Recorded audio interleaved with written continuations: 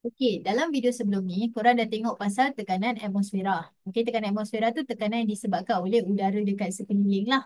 Okey, jadi benda tu dia tidak ada formula untuk kira. Okey, maksudnya at least lah untuk kita, kita tak belajar. Yang kita belajar adalah alat yang digunakan untuk ukur tu. Okey, alat yang digunakan untuk ukur tekanan atmosfera. So, alat dia namanya adalah barometer. Alatnya namanya barometer. Lepas tu alat tu diisi dengan cecair mercury. Okey, diisi dengan mercury. Jadi dia jadi barometer mercury ataupun mercury barometer. Okey. So dalam keadaan tekanan atmosfera gini, okey, kalau dekat paras laut, dia akan menyebabkan mercury ni mempunyai ketinggian 76 cm. Okey, jadi itulah korang punya tekanan atmosfera. Okey. Ulang balik, kita ada barometer mercury. Daripada barometer mercury, macam mana nak tahu berapa nilai tekanan atmosfera? Kita tengok ketinggian cecair turus mercury. The height of the mercury column ni. Okay. Ambil daripada sini sampailah permukaan. Ingat tau, sampai permukaan bukan sampai bawah. Okay. Jadi katakanlah ada satu tiup yang panjang sekalipun. Okay. Yang panjang sekalipun. Kita hanya ambil yang ni sahaja. Okey, ini sahaja hash yang kita pakai. Jadi dalam keadaan paras laut tu maksudnya tempat kita tinggal lah. Kecuali kalau korang duduk atas gunung atau bawah air, tu lain. Tapi kalau paras laut, dia adalah 76, okey, sentimeter, apa? Sentimeter mercury. Okey, kalau korang tengok video, 2-3 video sebelum ni, cikgu ada ajar, selain daripada Pascal, selain daripada uh, apa MH2O, kita ada juga CMHG sebagai unit tekanan. Anyway, point dia adalah dalam unit CMHG, tekanan atmosfera adalah 76 cm. 76 cm Hg. Okey, ini adalah alat yang digunakan untuk ukur tekanan atmosfera. Jadi, contoh soalan yang paling selalu, paling senang lah dia boleh tanya adalah rajah menunjukkan sebuah barometer mercury. This is a mercury barometer. So, state the value that can be used to determine the atmospheric pressure. Okay, maksudnya dekat sini antara ABCD yang mana kita boleh ambil nilai dia dan nilai dia itulah nilai PATM. So kalau ingat tadi kita cakap ambil dekat yang atas ni sampailah dia punya permukaan. So antara dua tu adalah C lah. Okay. Alright, so itu adalah nilai dia. Itu adalah cara. Dan nilai dia kalau dekat paras laut adalah 76 cm. Okay. Soalan yang seterusnya adalah soalan perbandingan. Okay, berdasarkan rajah, bandingkan, bandingkan altitude. Altitude tu ketinggian lah. Altitude tu adalah ketinggian. So, kalau tengok dekat sini, ini adalah ketinggian untuk Y. Okay, ni adalah ketinggian untuk X. Atas gunung lah. Jadi, berdasarkan dekat sini, kita tahu X lebih besar altitude dia daripada Y. Okay, yang seterusnya adalah ketumpatan. Okay, ketumpatan kalau tengok, makin ke atas. Ini fakta Makin ke atas, ketumpatan udara akan berkurang. The air density akan decrease makin ke atas. Jadi dekat X kurang daripada Y. Cikgu, kenapa decrease? Sebab makin kita ke atas, graviti makin kurang. Jadi graviti kan yang tarik udara biar dia stay dekat permukaan. Jadi bila makin ke atas, graviti makin kurang. Jadi dia punya ketumpatan udara pun makin kurang. Okay. So, last sekali adalah bandingkan tekanan atmosfera. Okay, ini korang tak boleh dapat daripada gambar. Tapi cuba fikir logik Tekanan atmosfera, kenapa dia boleh ada? Dia ada sebab atmosfera lah kan. Sebab udara dekat sekeliling dia. The air around the surface. Okay, air on the surface. Jadi, logiknya adalah kalau udara tu banyak, mestilah tekanan atmosfera bertambah. Sebab tekanan atmosfera tu datang daripada udara yang ada dekat sekeliling kita. Jadi lagi banyak orang kata udara tu, lagi tinggi tekanan atmosfera dia. So, dalam kes X dan Y, dekat Y lah lagi banyak udara sebab dia lagi tumpat. Tumpat tu maksudnya padat. Kan? Jadi dekat Y, dia lagi banyak udara. Jadi bila lagi banyak udara, tekanan atmosfera pun bertambah. So, dekat sini, tekanan atmosfera dekat X, salah. Tekanan atmosfera dekat X kurang daripada Y. Okey, jadi kesimpulan apa point slide ni sebenarnya? Slide ni nak bagi tahu makin kita ke atas, makin tinggi kita punya altitude, semakin kita ke atas bila ketinggian bertambah sebenarnya tekanan atmosfera akan berkurang. So itulah point benda ni. Okey, jadi sekarang sambungan kepada soalan tadi. Dekat sini kita ada dua barometer. Okey, katakanlah ni barometer A, ni barometer B. So barometer A dan B ni letak dekat atas gunung. Okey, satu tu kita letak dekat position Y, satu lagi kita letak dekat position X. Soalan ni sebenarnya tanya A dengan B tu yang mana letak dekat X, yang mana letak dekat Y. Okey, cikgu ulang. Kita ada dua barometer. Yang mana satu barometer dia letak dekat X, satu lagi dia letak dekat Y. Jadi kalau korang tengok dekat sini, ketinggian barometer ni, cecair dalam dia tak sama. Sebab satu tu dia letak dekat tempat yang tekanan dia tinggi, high atmospheric pressure. Satu lagi dia letak dekat low atmospheric pressure. Jadi, A ni possible untuk letak dekat X ke Y? B ni possible dekat X ke Y?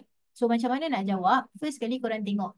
Dalam gambar A ni, dia punya H tu rendah. Maksudnya ketinggian benda ni rendah. Jadi maksudnya PATM dia rendah lah. Kat sini PATM dia kecil. Okey, dekat sini PATM dia besar. Kan? Jadi bila letak dekat gunung, cuba tengok balik. Dekat mana yang PATM dia rendah tadi? Okey, makin kita naik ke atas, makin kuranglah kan kita punya PATM. Jadi X punya atmospheric pressure adalah lower.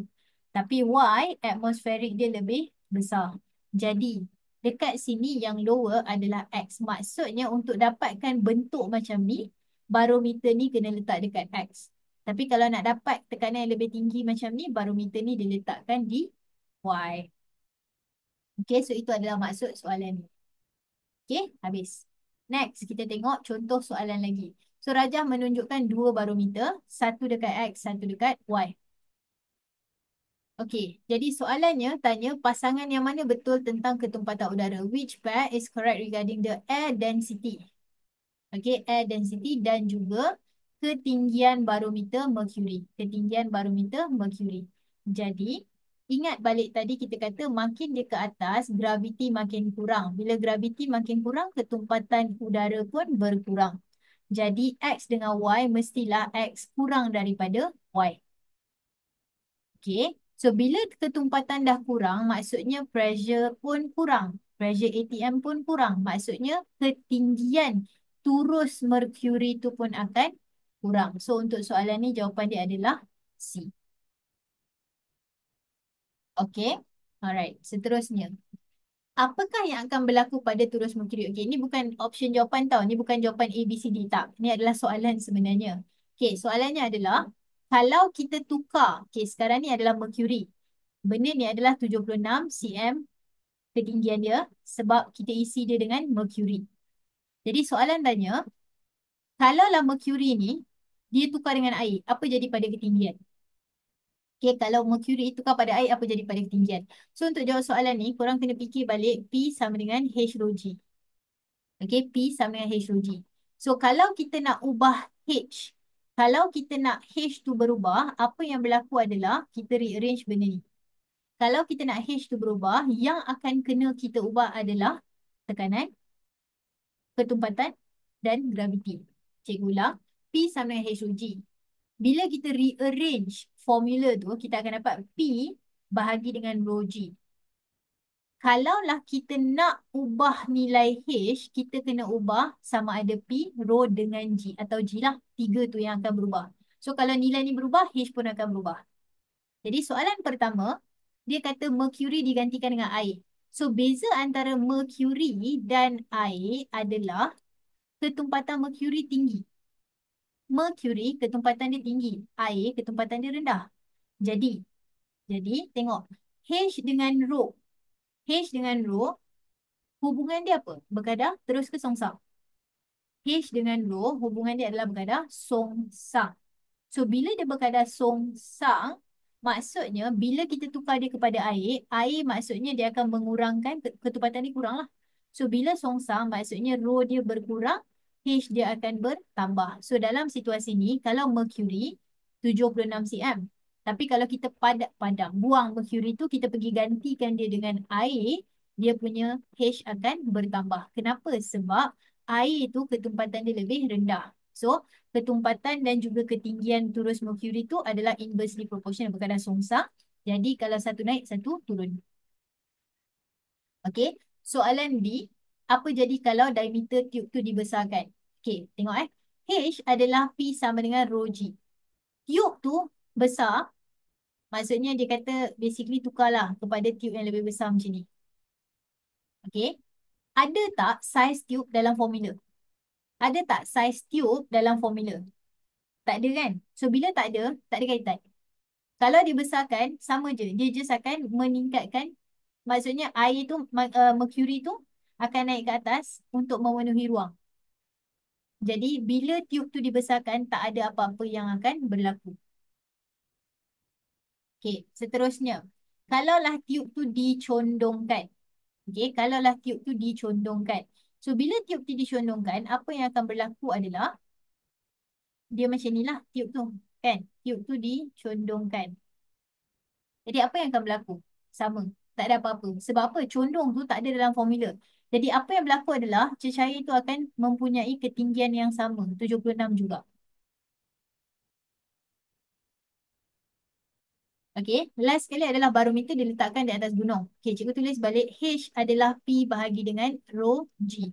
Jadi kita nak tengok sama ada H ni berubah bila barometer diletakkan atas gunung. So remember, mercury is placed on a barometer is placed on a mountain. Ni bukan mercury barometer. Barometer is placed on a mountain. So bila naik gunung, apa jadi pada, apa yang berubah? Tekanan kan? Okey. So sekarang ni, jap sabar. P sama H rho G. Betul lah.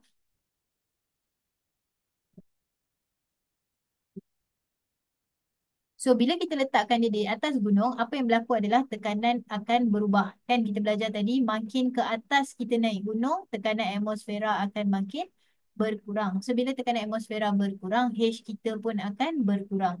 Jadi, dalam cerita ni, dia akan mengurangkan ketinggian terus mercury. It will decrease the height of mercury column.